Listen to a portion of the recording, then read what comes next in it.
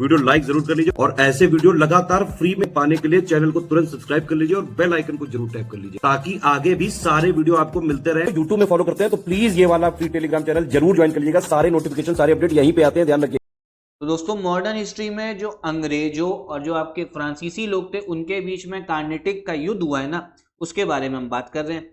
कार्नेटिक जो रीजन है वो आपका पड़ता था पूर्वी तट में, ठीक है। कर्नाटक जो राज्य उसके बारे में नहीं, ये तो बाद में बना आजादी के बाद में। जो कार्नेटिक जगह थी, रीजन, क्षेत्र, ये रीजन था पूर्वी तट वाला, ठीक है। यहाँ पे होता था युद्ध इन लोगों के बीच में, अंग्रेजों और फ्रांसीसी। तो पहले युद्ध के बारे में बात कर लिए। तो जो सेकेंड वाला युद्ध था आपका, उसका इंट्रोडक्शन देख लिया था। उसमें एक बहुत इंपॉर्टेंट आपकी बैटल हुई है, अंबूर का युद्ध, ठीक है। तो इसके बारे में जो है हम लोग इस वीडियो में बात करेंगे। चलिए स्टार्ट करते हैं अपना टॉपिक। साथ में यूपी पीसीएस आरओ के लिए हमारा पेड ग्रुप स्टार्ट हो गया सीएस का, उसको ज्वाइन कर सकते हो। वन स्टॉप डेस्टिनेशन होगा इन नंबर्स पे कॉल करके। अब देखो इसमें होता क्या है ना, तीन सेनाएं जो है एक साथ मिल जाती हैं। किसकी किसकी? मुजफ्फर जंग की, चंदा साहिब की और फ्रांसीसी, इनकी संयुक्त सेना। मुजफ्फर जंग, चंदा साहिब और फ्रांसीसी, ये ध्यान रखना नाम। इनकी संयुक्त सेना वर्ष 1749 में अंबूर का जो युद्ध वेल्लोर के पास में, उसमें किसको हरा देती है? जो अनवरुद्दीन होता है ना, उसको हरा देती है। उसको हरा दी और साथ में उसकी हत्या भी कर दी जाती है। कौन कौन सी सेना है? आपका मुजफ्फर जंग, चंदा साहिब और फ्रांसीसी, ठीक। इसके बाद में ये अनवरुद्दीन जो है नवाब था, ये मारा जाता है आपके युद्ध में। फिर ये अपने पुत्र जो होता है इसका मोहम्मद अली, उसको नवाब की दावेदारी के लिए वारिस के तौर पे छोड़ जाता है। चलो यहाँ तक सब ठीक।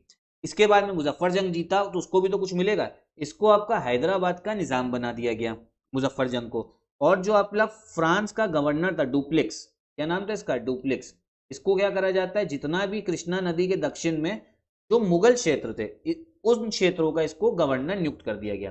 कृष्णा नदी अगर मैं आपको बताऊं तो कृष्णा नदी आपको साउथ में इधर दिखेगी। कृष्णा नदी साउथ में जितना भी रीजन था कृष्णा नदी के दक्षिण में, उसका गवर्नर किसको बना देते हैं? डुप्लेक्स को। और फिर जो पुडुचेरी के आसपास के क्षेत्र हैं, फिर जो उड़ीसा तट है उस पर भी कुछ क्षेत्र जो है फ्रांसीसियों को दे दिए जाते हैं। तो ये चीज आपको पता होनी चाहिए। फिर क्या होता है, हालांकि कुछ महीने बाद मुजफ्फर जंग की हत्या कर दी गई एवं फ्रांसीसियों ने मुजफ्फर जंग के चाचा सलाबत जंग को नए निजाम के रूप में पदारूप कर दिया गया। या मुजफ्फर जंग की भी हत्या हो जाती, फिर फ्रांसीसी जो है किसी और उसके जो चाचा थे, मतलब ऐसे आदमी को बैठाते थे जो फ्रांसीसी जिसको कंट्रोल कर सके। सलाबत जंग को भैया निजाम के रूप में फिर से उन्होंने वहां पे पदारूप कर दिया। अब क्या होता है, अब एंट्री होती है अंग्रेजों की। जो ईस्ट इंडिया कंपनी था, इसका जो भैया रॉबर्ट क्लाइव, जो प्लासी के युद्ध में भी बहुत बड़ी भूमिका निभाता है, ठीक है। रॉबर्ट क्लाइव ने, ये बंगाल प्रेसिडेंसी के प्रथम ब्रिटिश प्रशासक था रॉबर्ट क्लाइव। इसने, तो आपका रॉबर्ट क्लाइव जो त्रिचुनोपोली है उसमें मोहम्मद अली को प्रभावी सहायता प्रदान करने में विफल रहता है, ठीक है। इसके पश्चात उसके समक्ष मद्रास के गवर्नर जो सॉन्डर्स होता है उस पर डाइवर्जन आक्रमण कर देता है, ठीक है। मतलब उम्मीद नहीं होती भैया वहां के मद्रास के गवर्नर को, लेकिन वहां जाके अटैक कर देता है। फिर जो है प्रस्ताव रखता है उस चीज का।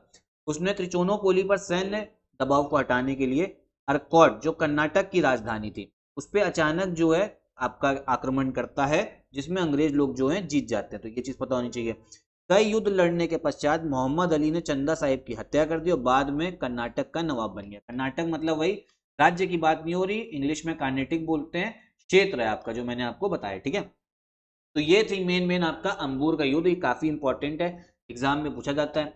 इसके बाद में क्या होता है ना, एक क्वेश्चन ये भी आता है कि भैया चलो कर्नाटक का आपका युद्ध हो गया, द्वितीय युद्ध, ठीक। इसमें जीता कौन? भैया इसमें देखो कुछ पता नहीं, कुछ भी पता नहीं लगता है। जो दूसरा आपका दौर था ना, ये भी अनिश्चित रहता है। पहले वाले में भी कुछ आपका समझ नहीं आता, दूसरे वाले में भी। लेकिन इसमें आपकी संधि जो साइन हुई है पौंडीचेरी की, पुडुचेरी की संधि भी बोल सकते हो, 1755 में, ये क्वेश्चन बहुत आता है। ये जो सेकेंड कार्नेटिक युद्ध था वो खत्म होने के बाद में कौन सी ट्रीटी, कौन सी संधि जो है साइन हुई, वो है आपकी पुडुचेरी की संधि। तो ये जो है आपको याद होना चाहिए। तो ये जीतता कोई नहीं, बस ये होता है अंग्रेजी सेना जो है अपनी सुप्रीमेसी बता देती है कि हाँ हम जो है ताकतवर हैं। और इस संधि के द्वारा अंग्रेजों और फ्रांसीसियों ने मुगल सम्राट के अन्य भारतीय नरेशों द्वारा दी गई उपाधियों को त्याग दिया तथा भारतीय नरेशों के झगड़ों में हस्तक्षेप ना करने का वादा किया। मतलब अब हम जो है इंटरफेयर नहीं करेंगे, फ्रांसीसियों ने भी बोला, अंग्रेजों ने भी बोला, ठीक है। तो ये चीज जो है आपको पता होना चाहिए। दोनों कंपनियों को अपने अपने क्षेत्र वापस मिल गए। तो ये आपके काम का चीज है, बस इतना ध्यान रखना, पौंडीचेरी की जो संधि जो आपकी साइन होती है।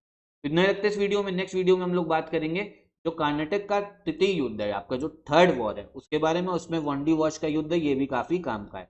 चलिए यहीं पे वीडियो भी खत्म करते हैं। कमेंट वमेंट भैया आप लोग कर दिया करिए, लाइक कर दिया करिए, दोस्तों को भी शेयर करो इस वीडियो के बारे में।